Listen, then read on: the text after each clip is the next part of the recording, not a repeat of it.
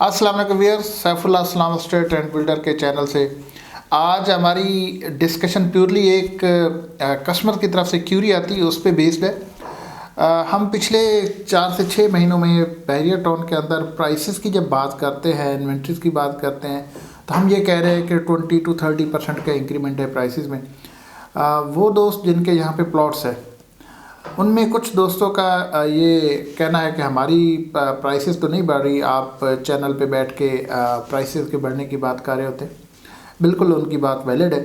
हम इसको समझने के लिए 2 हिस्सों में डिवाइड करते हैं। एक वो हिस्सा बैरियर टाउन के अंदर वो पोर्शन जहाँ पे प्राइसेस प्लॉट्स की बढ़ी हैं, और दूसरा है वो एरिया जहाँ प्राइसेस नहीं बढ़ी या कम हुई हैं।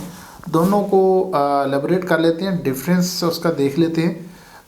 जिस एरिया की प्राइसेस नहीं बढ़ी उनकी कोई ना कोई रीज़न है, वो डिस्कस करते हैं।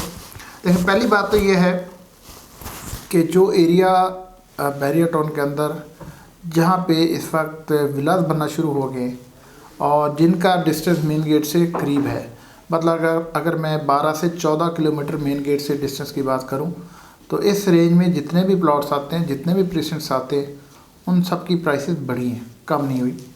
और अगर इससे दूर अगर प्रेजेंट्स की बात करूं तो उनमें प्राइसेस बहुत ज़्यादा नहीं बढ़ी, या इवन कुछ ऐसे भी एरियाज़ हैं जहां पे जो बेसिक प्राइस थी उससे भी कम प्राइस पे इस वक्त प्लॉट अवेलेबल है। देखते हैं कि वो कौन से प्रेजेंट हैं जहां पे प्राइसेस बहुत कम बढ़ी हैं या नहीं बढ़ी, या वहां पे और कम हो गई हैं। देखिए 3-4 फैक्टर हैं। एक फैक्टर तो ये कि बैरियर टाउन में इस साल 2020 में जनवरी, फरवरी, मार्च, अप्रैल में, इन दिनों में जब कोविड भी चल रहा था, तो बैरियर टाउन ने जो development charges, possession charges, utility charges, maintenance charges, इनके लिए जो प्रेशराइज़ किया हुआ था कि आप अपने प्लॉट्स की पोजेशन लें और पोजेशन के बाद आपको मेंटेनेंस चार्जेस भी देने होंगे। और इसके साथ साथ एक और भी इम्प्लीमेंटेशन थी कि जब आप पोजेशन ले लेंगे आपको अपने प्लॉट्स की मेंटेनेंस चार्जेस भी मंथली जो हैं वो देने पड़ेंगे।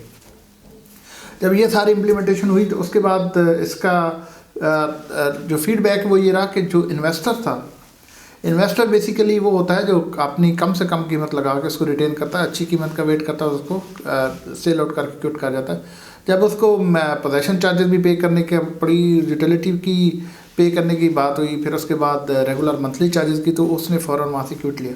जब क्विट लिया तो मार्केट में बहुत ज़्यादा प्लॉट्स सेल पे आ गए। जब इन्वेंट्री बहुत ज़्यादा आ गई, और सेकेंडली ये कि इस चीज़ का थ्रेट आ गया कि अभी पोजेशन भी लेना है, बल्कि मार्केट में एक और भी बात चल रही थी कि जब आप पोजेशन लेंगे उसके 3 साल के अंदर अंदर आपने अपना विला भी बनाना है। ये बात किस हद तक ठीक थी या गलत थी, ये एक अलग टॉपिक है, बट ये मार्केट में लोगों की बात डिस्कस हो रही थी कि जब आप पोजेशन लेंगे उसके 3 साल के अंदर अंदर आपने अपना वहाँ पे विला भी बनाना है। तो ये वो फैक्टर है जिसने वहाँ पे इन्वेस्टर को क्विट करने की एक रीज़न बना। उसके बाद अवेलेबिलिटी बहुत ज़्यादा होगी और इस वजह से प्राइसेस जो है बहुत ज़्यादा नहीं बढ़ सकी, या इवन कुछ एरियाज़ में प्राइसेस कम हुई। एक जिसे कहते हैं मेजर फैक्टर था प्राइसेस कम होने के। ये उस एरिया की बात कर रहे हैं जहाँ प्राइसेस कम हुई। दूसरा फैक्टर ये था कि ये जो प्लॉट्स हैं जहाँ पे प्राइसेस ज़्यादा कम हुई उनमें 3 एरियाज बनते हैं। एक एरिया बनता है पैराडाइज, दूसरा बनता है स्पोर्ट सिटी, और तीसरा एरिया बनता है गोल्फ सिटी। और एक एरिया और भी बनता है जो दूर दराज के 125 स्क्वायर यार्ड के प्लॉट्स का प्रेजेंट है, जैसे प्रेजेंट 24 है, 23 है, 25 है। इस तरह के कुछ एरियाज हैं जहाँ पे प्राइसेस कम हुई। अच्छा, इसके साथ पैराडाइज की प्राइसेस क्यों कम हुई? ज़ाहिर है पैराडाइज के ऊपर इतने क्राइसिस चल रहे थे। एक तो इफेक्टिव बहुत ज़्यादा थे, मार्केट में बैड रिप्यूट चल रही थी पैराडाइज के नाम से, और दूसरा मेजर फैक्टर जो था पैराडाइज के हवाले से वो ये कि वहाँ पे प्लॉट्स की प्राइसेस जो है ऑलरेडी बहुत ज़्यादा थी, बेसिक प्राइस ज़्यादा थी, मतलब 60 लाख अप्रॉक्सीमेटली का 250 स्क्वायर यार्ड का प्लॉट था। और आज अगर 60 लाख की बात करते हैं तो अल्टरनेट्स बहुत सारी ऑप्शन है, इवन 60 लाख में आपको 500 स्क्वायर यार्ड का भी प्लॉट मिल जाता है। ये रीज़न बनी पैराडाइज में प्लॉट्स की, ऑन ग्राउंड जो प्लॉट्स हैं लीगल एरियाज़ के अंदर, बाउंड्री वाल के अंदर जो प्लॉट्स हैं उनकी प्राइसेस भी कम हुई। पैराडाइज की तरफ जाते हैं तो वहाँ भी यही फैक्टर, स्पोर्ट सिटी की तरफ जाते हैं तो वहाँ भी यही फैक्टर कि स्पोर्ट सिटी में इफेक्टिव बहुत सारे थे, इश्यूज बहुत से, और लोग स्पोर्ट सिटी में कोई भी ट्रांजैक्शन करने से डरते थे, हेजिटेट है कि वहाँ पे भले ऑन ग्राउंड भी हैं तो बाद में खुदा न खास्ता कोई इशू ना बने। और सेकेंडली वो भी स्पोर्ट सिटी भी ओल्ड BTK से कंपेयर करें तो वहाँ भी प्लॉट कंपेरेटिवली थोड़े से महंगी वहाँ पे बुकिंग हुई। इसी तरह हम आते हैं गॉल सिटी की तरफ। तो गॉल सिटी में भी यही चीज़ें हैं। गॉल सिटी वैसे तो फुली डेवलप्ड है और एक अलग कम्युनिटी है और एक अलग जिसे कहते हैं बहरिया टाउन का हार्ट कह सकते हैं। फीचर गॉल सिटी का मेरे नज़र में बहुत अच्छा है, लेकिन आज के फैक्टर की बात करें तो वही फैक्टर है कि वहाँ पे जो प्लॉट है वो बहुत महंगे बुक हुए हैं। 85 लाख समथिंग का 500 स्क्वायर यार्ड की प्लॉट की बात करें, और उसमें गोल्फ सिटी के अंदर भी दो एरिया थे। एक एरिया वो जो गोल्फ को फेस करता है, गोल्फ एरिया, और वो फुली डेवलप्ड भी है, मेंटेन्ड भी है, फुली लाइटेड भी, सब मतलब ज़बरदस्त है। और दूसरा एरिया है जो उससे थोड़ा सा हटके है और वहाँ से व्यू नहीं मिलता गोल्फ सिटी का, और वहाँ पे उस लेवल की अभी तक डेवलपमेंट भी नहीं हुई।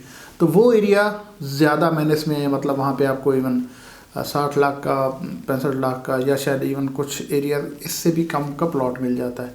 फैक्टर वही दोनों, एक तो वो प्राइसेस, बेसिक प्राइस ज़्यादा थी 85 लाख नंबर 1, और नंबर 2 वो जो गोल्फ का एक इमेज है जिसकी वजह से वो प्राइसेस ज़्यादा हैं, वो वहाँ से वो इमेज, वो फैसिलिटीज़ और वो व्यू नहीं मिलता। ये दो फैक्टर है जिसकी वजह से गोल्फ में भी प्राइसेस कम है। हाँ, गोल्फ का वो एरिया जो जहाँ का वो व्यू है गोल्फ का, जो ग्रीन एरिया के पास है, वहाँ प्राइसेस बेसिक से ज़्यादा भी है। जब 85 लाख की हम बात करते हैं 500 स्क्वायर यार्ड की गोल्फ सिटी की, तो जब कंपेयर करते हैं मार्केट में दूसरे प्रेसिडेंट के साथ, तो उससे कम कीमत में जब प्लॉट्स अवेलेबल हो जाते हैं तो डेफिनेटली फिर उसका रेट थोड़ा कम होता है। ये वो चीज़ें थी, ये वो फैक्टर थे, ये वो एरियाज़ थे जहाँ प्राइसेस कम थी, और उनकी ये रीज़न भी हैं। इसी तरह 125 स्क्वायर यार्ड सबसे ज़्यादा जो हिट हुआ है, और ये वो लोग हैं जो अपनी जमा पूंजी लगा के और बड़ी मुश्किल से अपने घर की तरफ बनाने की तरफ जा रहे थे, वो ज़्यादा हिट हुए। और उसकी एक रीज़न तो ये कि वो प्रेसिडेंट मेन गेट से बहुत दूर है और वहाँ पे अभी शायद कंस्ट्रक्शन ज़्यादा नहीं स्टार्ट हुई। अब खैर 25% में भी विला बनना शुरू हो गया और उस एरिया में भी विला बनना शुरू हो गए। कुछ टाइम बाद वो भी स्टेबल हो जाएंगे, लेकिन चूँकि ये जो घर बनाने का मूवमेंट का, शिफ्टिंग का जो फ्लो है, जो मेन गेट की से स्टार्ट हुआ है और आगे की तरफ जा रहा है, उस एरिया में अभी तक पहुंचा नहीं था या बहुत थोड़ा पहुंचा था। इस वजह से वहाँ पे प्राइसेस बहुत ज़्यादा नहीं बढ़ी, लेकिन मैं उम्मीद करता हूँ कि आने वाले दिनों में वहाँ प्राइसेस बढ़ जाएंगी। एक फैक्टर और भी है, वो भी डिस्कस कर लेते हैं कि बहरिया टाउन के अंदर time to time Bahria town ने बहुत सारी फर्दर इसके अंदर जिसे बुकिंग कह सकते हैं वो और प्लॉट्स की अवेलेबिलिटी दी, जिसकी वजह से भी प्राइसेस बहुत स्टेबल नहीं हो सकी। फिर इसी के साथ बहरिया टाउन एक बहुत बड़ा मतलब प्रोजेक्ट है, इसमें इन्वेंट्रीज बहुत ज़्यादा है, इस वजह से भी प्राइसेस में बहुत ज़्यादा राइज अप नहीं आया प्लॉट्स के वाले से। बिल्ट इन प्रॉपर्टी तो चूँकि लिमिटेड है इसलिए उनके में बहुत ज़्यादा राइज अप आया, और प्लॉट्स में चूँकि इन्वेंट्री ज़्यादा है। ये कुछ फैक्टर थे जिसकी वजह से प्राइसेस बहुत ज़्यादा नहीं बढ़ी उन एरियाज़ में, या इवन कुछ एरियाज़ में कम भी है।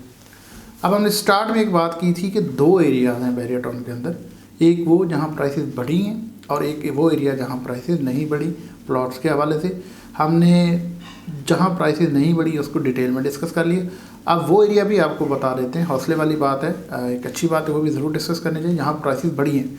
अगर हम मेन गेट से स्टार्ट होते हैं, प्रेसिडेंट 1 की बात करते हैं, प्रेसिडेंट 2 की बात, प्रेसिडेंट 2 तो चलो उसमें विलाद आ गए, 3 की बात करते हैं, इसके बाद 4 की बात करते हैं, बैरिया हिल की बात करते हैं, प्रेसिडेंट 6, 8, इसके बाद अली ब्लॉक की बात करते हैं, प्रेसिडेंट 14 की, 15 की, ये वो सारे एरियाज़ हैं। फिर आगे चलते हैं, अगर 500 स्क्वायर यार्ड की बात करते हैं, प्रेसिडेंट 27A है, प्रेसिडेंट 29 है, फिर सीधा 250 स्क्वायर यार्ड की बात करते हैं, प्रेसिडेंट 30 है। ये वो सारे एरियाज़ हैं जहाँ प्राइसेस स्टेबल भी हुई हैं, बढ़ी भी हैं और उनमें ट्रेड भी हुआ है।